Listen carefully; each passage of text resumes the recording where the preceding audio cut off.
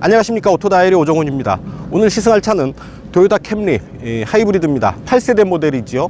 신형 TNGA 플랫폼을 적용해서 저중심 설계를 했다는 모델입니다. 2.5L 가솔린 엔진의 하이브리드 시스템을 적용한 모델입니다. 최고 출력은 211마력인데요. 힘과 효율을 겸비한 신형 8세대 토요타 캠리 하이브리드 타고 오늘 시승을 시작하겠습니다. 함께 하시죠. 디자인 보시죠. 토요타의 디자인 DNA죠. 킨룩의 디자인이 좀 더 진화했습니다. 좀 더 다듬어지고 날렵해진 모습이죠. 점점 그 토요타의 킨룩 디자인이 눈에 익어가는 그런 느낌입니다. 전체적으로 와이드 앤 로, 넓고 낮은 형태를 유지하고 있고요.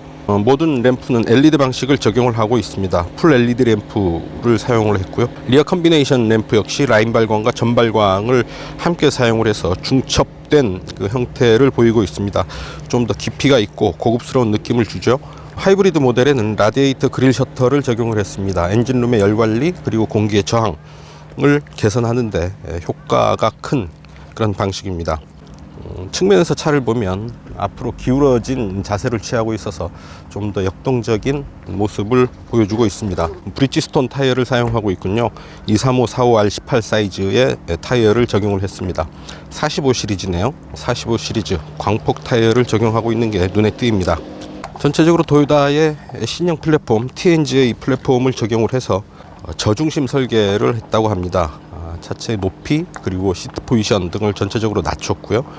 보닛도 낮아졌습니다. 차체가 낮아졌다라는 것은 그만큼 차체 무게중심이 낮아져서 주행 안정감을 개선하는 데도 큰 효과가 있겠습니다. 자, 스티어링을 한번 보시죠. 하나, 둘,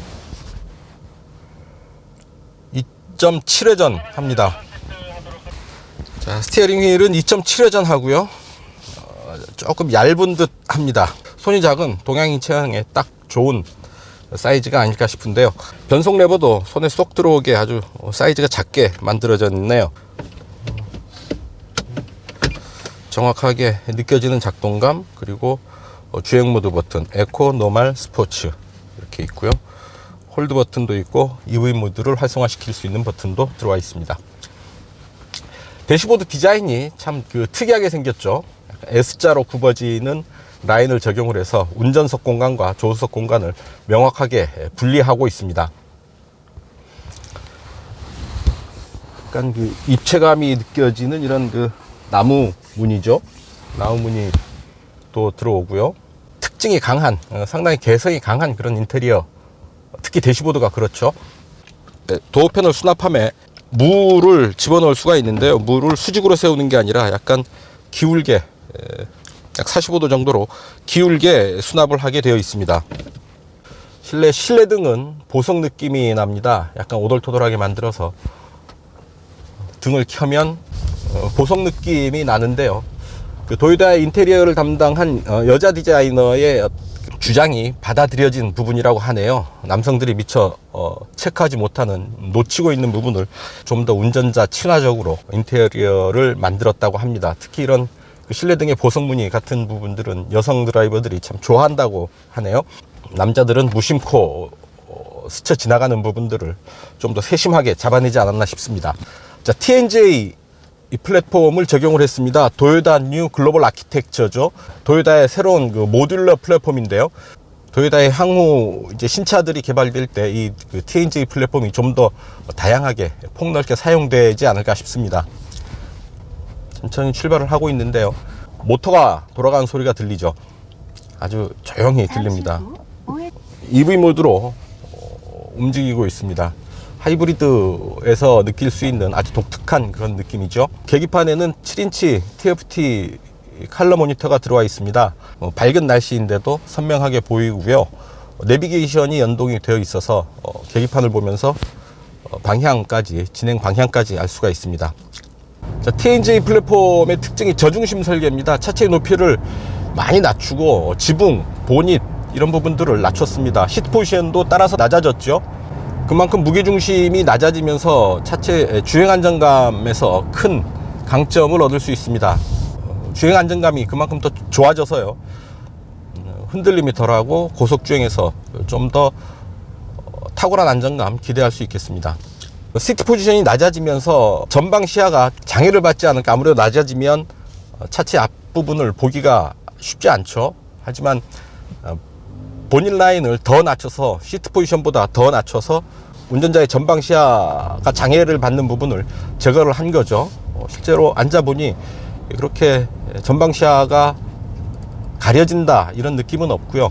사이드 미러도 도어 패널 쪽으로 뒤로 당겼습니다. 그래서 A필러에 있을 때 생길 수 있는 이런 사각지대, 사이드 미러로 가릴 수 있는 부분의 시야를 좀 더 확보했고요. 전체적으로 운전자의 시야를 확보하기 위해서 많이 노력한 흔적이 보입니다. 운전석은 전동식 시트를 적용을 하고 있는데 조석은 수동식입니다. 전동식이 아니고요. 그래서 운전석에서만 전동식 시트를 사용을 할 수가 있습니다. 엔진 소리는 거의 들리지 않네요. 트립 정보를 볼 수가 있습니다. 시작 후 평균 속도 15km고요. 동력 흐름을 볼 수가 있죠. 차의 동력이 지금 어떻게 움직이고 있는지를 보여주는, 시각적으로 보여주는 겁니다. 이거를 보고 운전하면 아무래도 기름을 덜 쓰게 운전을 하게 됩니다. 자, 지금 동력의 흐름이 빨간 선, 노란 선 이렇게 구분이 돼서 표시가 되죠. 빨간 선은 엔진의 힘이고요. 초록색은 이제 회생제동을 통해서 배터리로 동력이 가고 있는 그런 부분입니다. 노면의 굴곡을 자연스럽게 이제 타고 가고 있습니다. 노면의 충격을 잘 흡수하고 있고요. 차체의 흔들림이 그렇게 크게 느껴지지 않습니다. 자, 앞에 맥퍼슨 스트럿 그리고 뒤에 W15를 사용을 했습니다. 특히 뒤에 W15를 사용을 한 점이 눈에 띄는데요. 그러니까 뒤에 W15를 사용하는 경우는 그렇게 흔한 경우는 아닙니다. 좀 더 정교하게 세팅되어야 되고요. 서스펜션의 지오메트리를 잡기가 쉽지 않죠. 복잡한 구조를 가지고 있기 때문에. 하지만 W15는 승차감 그리고 조종 안전성, 차체의 주행 안정감을 확보하는데 좀 더 나은 방식이다라는 게 일반적인 얘기죠. 뒤에 W15 서스펜션을 적용을 하면서 노면의 충격을 좀 더 정교하게 잘 잡아내고 있습니다. 차분하게 움직일 때는 역시 그 하이브리드 특유의 정숙감 그리고 안정감, 아주 얌전한 그런 그 인상을 주죠. 저 도요타의 대표 선수라고 해도 좋을 주력 세단입니다. 미국 시장에서 아주 큰 인기를 얻고 있는 모델이고요. 얘기들이 분분하죠. 이 차를 소나타와 비교하는 게 맞느냐, 그랜저와 비교하는 게 맞느냐. 각자의 입장에 따라서 좀 다르겠습니다만, 소나타와 비교해도 괜찮을 테고 그랜저와 비교해도 괜찮을 듯 합니다. 결국 내가 어떤 차를 살 것이냐 할 때 소나타를 사시는 분들도 캠리와 비교한 뒤에 판단하는 게 좋을 듯 하고요. 그랜저와도 어느 정도 경쟁을 할 수 있는 그런 포지션에 있기 때문에 그랜저 구입을 고려하시는 분들도 이 캠리와 함께 더불어서 비교해 본 뒤에 판단하는 게 낫겠습니다. 미국 시장을 중심으로 본다면 소나타와 비교되는 게 맞겠죠. 그랜저는 이제 미국 시장에 수출을 하고 있지 않죠. 그렇다고 본다면 아무래도 소나타와 경쟁하는 차다라고 보는 게 맞지 않을까 싶습니다. 물론 국내 시장에서는 좀 더 그 경쟁의 폭이 넓어진다 라는 의미가 있겠고요. 2.5리터 가솔린 엔진과 하이브리드 시스템으로 파워트레인을 구성을 합니다. 총 시스템 출력은 211마력이고요. 가솔린 178마력, 모터 120마력의 힘을 내서 총 시스템 출력은 211마력입니다. 연비는 16.7km/L로 1등급이죠. 역시 하이브리드의 장점, 탁월한 연비 효율을 빼놓을 수 없겠습니다. 중형 세단의 연비 16.7이라고 한다면 상당히 우수한 연비죠. 하이브리드여서 차체가 조용하고 안정감이 있고요. 이렇게 가솔린 엔진이어서 그만큼 편안한 주행감을 얻을 수 있다고 한다면 굳이 디젤 차를 탈 이유는 없어 보입니다. 차체 공차 중량이 1655kg입니다. 레이더 크루즈 액티브 시스템이 들어와 있습니다. 일종의 어댑티브 크루즈 컨트롤이죠. 차간거리를 조절을 하면서 정해진 속도로 달릴 수 있는 기능입니다. 대신에 차선 이탈 경고 시스템이 들어와 있습니다. 차선 이탈 조향 보조 시스템이 아니고 차선 이탈 경보 시스템이어서요. 차선을 넘을 때 이렇게 경고해주는 정도의 역할을 합니다. 차 스스로 조향을 보조해주는 데까지는 나가지 않았고요. 단순하게 경보를 해주는 수준에서 기능을 적용을 하고 있습니다. 긴급 제동 보조 시스템이 있고요. 오토 하이빔이 더해졌습니다. 자, 이런 기능들을 묶어서 TSS, 토요타 세이프티 센스라는 이름으로 기능을 적용을 하고 있습니다. 캠리에 기본 적용되어 있는 부분입니다. 자, 토요타가 가속 페달 문제 때문에 한동안 2000년대 초에 2010년대 초에 아주 큰 액땜을 했죠. 토요타 리콜 사태, 결국 가속 페달 문제가 컸다고 했습니다만, 그 이후에 오르간식 가속 페달을 주로 적용을 하고 있죠. 이 차에도 역시 이제 오르간식 가속 페달을 적용을 하고 있습니다. 가속 페달이 바닥에 고정이 되어 있는 거죠. 그래서 그 가속 페달과 차 바닥 사이에 다른 이물질이 낄 수 없도록 그렇게 구조적으로 개선을 한 겁니다. 자, 스포츠 모드로 바꿨습니다. 되게 스포츠 모드로 바꾸면 RPM 게이지가 활성화 되는데요. 캠리 하이브리드에서는 그냥 에코 게이지가 그냥 살아 있습니다. 그러니까 RPM 게이지를 만날 일이 없는 거죠. 속도를 좀 힘있게 달려보는데, 역시 엔진 사운드가 조금 더 살아나고 차체가 탄력을 좀 더 받는 그런 느낌을 보입니다. 토요타는 신형 캠리를 선보이면서 와일드 하이브리드라는 개념을 도입을 했습니다. 좀 더 거칠고 다이나믹한 면도 갖고 있다라는 얘기죠.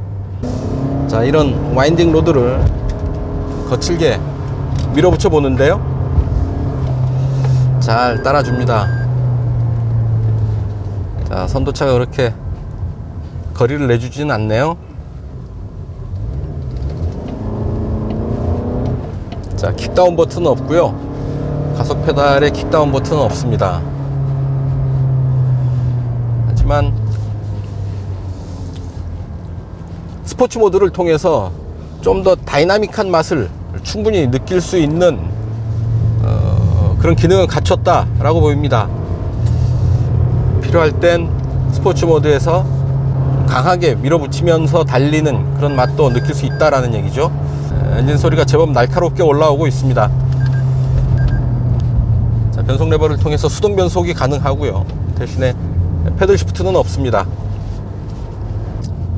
엔진 사운드를 살리면서 제법 힘있게 몰아붙여 보는데요. 그 상태에서도 차체는 여유가 있습니다. 엔진 소리를 키우면서 달려나가지만, 그래도 스포츠 세단에서 느낄 수 있는 아주 강한 그런 압박감 내지는 강한 그런 토크, 그런 느낌보다는 달리는 중에도 어느 정도 여유를 두고 달리는 그런 느낌입니다. 아주 극한으로 밀어붙이는 그런 느낌은 전해지지 않습니다. RPM을 높게 사용해도 그렇죠. 크루즈 컨트롤을 활성화를 하고요. 자, 가까워지면 쭉 밀어냅니다. 거리를 두는 거죠. 마치 차간 거리가 가까워지면서 거리를 확보하는 그런 느낌이, 마치 자석의 같은 극끼리 서로를 밀어내는 그런 느낌이 듭니다. 절대 달라붙지 않겠다는 그런 거죠. 엔진은 대체로 얌전한 그런 반응을 보이고요. FM 97.3 반복해 주시겠습니까? FM 97.3 아직 인식하지 못했습니다. 연락처 전화 걸기와 같은 전화 명령을 말하십시오. 음성 인식은 전화 걸기로만 적용이 됩니다. 오디오까지 연결되지는 않네요. 인식하지 못했습니다. 화면 컨트롤을 사용하거나 말하기 버튼을 눌러 다시 시도해 주십시오. 자, 고속도로에 이제 차를 올렸습니다. 좀 달려볼 텐데요. 스포츠 모드로 바꾸고요.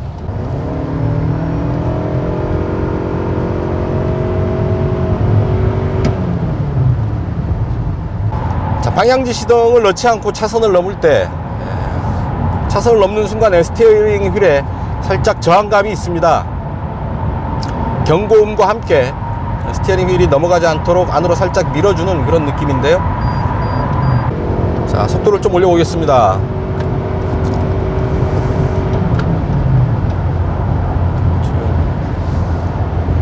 네, 제법 빠른 속도로 올라가고 있는데요. 역시 엔진 소리가 살아나고 차체에 부딪히는 바람 소리가 어느 정도 들리는데요. 제법 속도가 지금 빠른 상황입니다. 자, 오토글라이드 컨트롤이 있습니다. 일종의 코스팅 기능인데요. 쭉 가속을 하고 가속 페달에서 발을 떼게 되면 일종 코스팅 작동이 되는 거죠. 그래서 연비를 최고로 끌어올릴 수 있는 그런 기능입니다. 하이브리드 차라고 한다면 그런 기능들 반드시 갖춰야 되겠죠. 역시 하이브리드 차는 연비가 생명 아니겠습니까? 조금이라도 연비를 좋게 할 수 있다면 가능한 모든 방법을 다 써야 되는 게 맞겠죠. 와일드 하이브리드라고는 하지만 속도를 올려서 좀 빠르게 고속주행을 하는 중에도 거칠다 라는 느낌보다는 차분하다, 안정적이다, 얌전하다, 이런 느낌이 조금 더 강합니다. 와일드 하다기보다는 조금 힘을 쓰는 정도, 뭐 그런 느낌이 크고요. 어쩔 수 없이 하이브리드다, 그런 인상 받게 됩니다. 자, 캠리는 중형 세단입니다. 고성능 세단이 아니죠. 이렇게 팡팡 치고 나가고 고속으로 마구 달리는 그런 스포츠 세단이 아닌 만큼 좀 더 무난한 스타일, 그리고 쾌적한 실내, 이런 부분들이 좀 더 중요할 텐데요. 중형 세단으로서 지켜야 될 선, 그리고 갖춰야 될 덕목을 잘 갖고 있는, 그 선을 잘 지키고 있는 그런 세단의 면모를 보이고 있습니다. 아이고, 그새 고속도로 주행을 다 했네요. 아주 짧은 구간에서 단체 시승이어서 욕심껏 그 테스트 드라이브를 할 수가 없는 상황인데요. 좀 아쉽습니다. 자, 가속도 제법 부드럽고 강하게 잘 해내죠. 도요타에서는 와일드 하이브리드로 이 차를 강조하고 있습니다만, 와일드한 면보다는 그래도 역시 하이브리드에 걸맞는 마일드한 그런 맛이 조금 더 강한 그런 면모를 보이고 있습니다. 자, 화면 구성은 이렇게 3개로 나누는데요. 많게는 4개로까지 분할을 할 수가 있습니다. 트립 정보를 보면은 이전 최고 연비가 20.3이었고요. 지금 12.9km/L를 보였습니다. 많이 떨어지죠. 오늘 시승 때문에 여러가지 테스트를 위해서 좀 더 빨리 달렸고, 가속, 감속, 제동, 주행 조건이 좋지 않았죠. 그렇기 때문에 이렇게 연비가 공인복합 연비보다는 조금 떨어지는 부분을 보이는데요. 일반인들이 차분하게 이 차를 다룬다면 이보다는 훨씬 더 좋은 우수한 연비를 확보할 수가 있습니다. 이렇게 자기가 어느 정도 수준으로 운전을 했는지 그래프로 보여주기 때문에 매번 운전을 하고 난 뒤에 이 부분을 보면서 좀 더 자신의 운전 패턴을 정교하게 다듬어 갈 필요가 있겠죠. 그런 면에서 본다면 아주 좋은 코치 역할을 하고 있는 거죠. 자, JBL 오디오를 적용을 하고 있는데요. 모두 9개의 스피커를 적용을 하고 있습니다. 소리, FM 방송 한번 들어볼까요?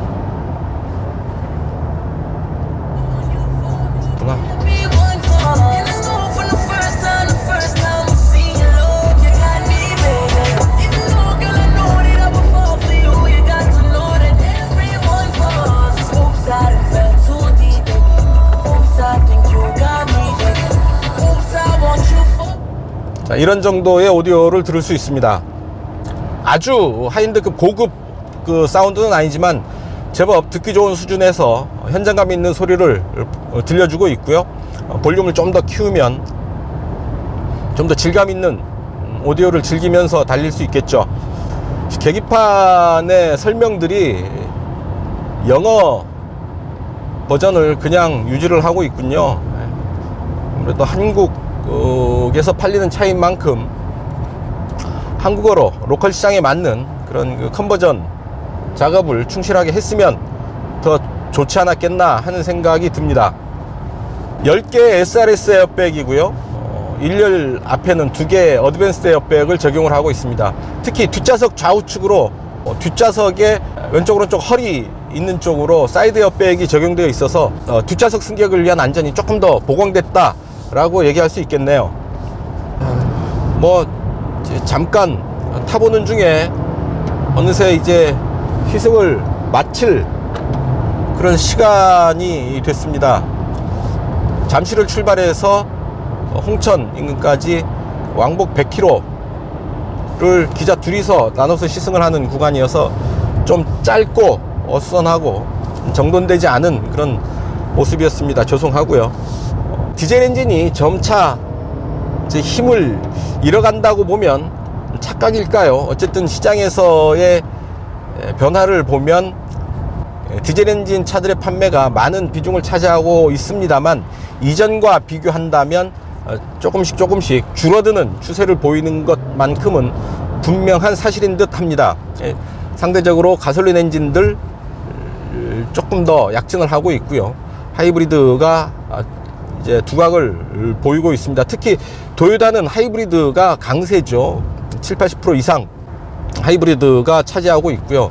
렉서스 같은 경우는 거의 90%가 하이브리드 모델입니다. 그만큼 전략적으로 이 하이브리드 모델을 강조하고 중점을 두는 모습을 취해왔는데요. 이제 소비자들이 좀 더 친환경적인 소비의 측면에서도 이 하이브리드 모델이 갖는 강점, 그런 이미지 이런 부분들은 중요한 듯 해 보입니다.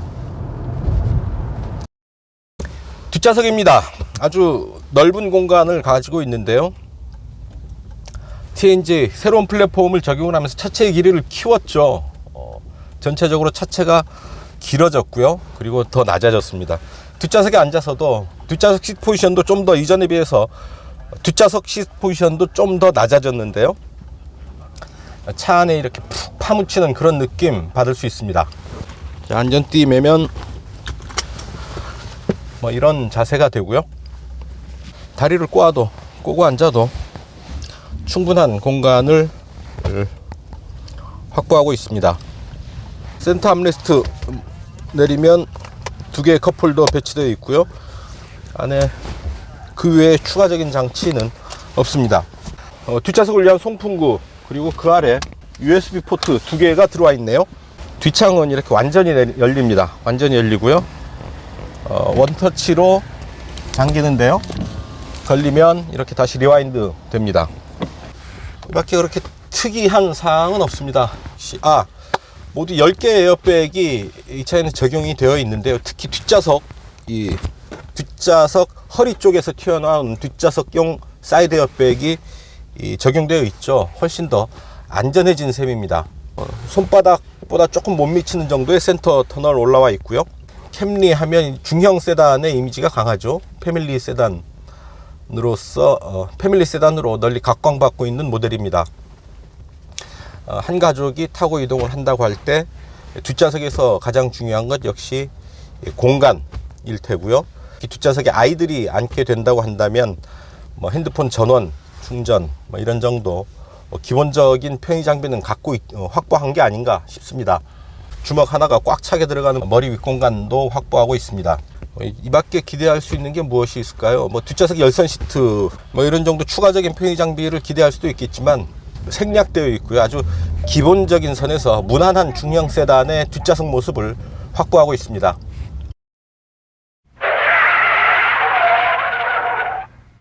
자, 단도직입입니다.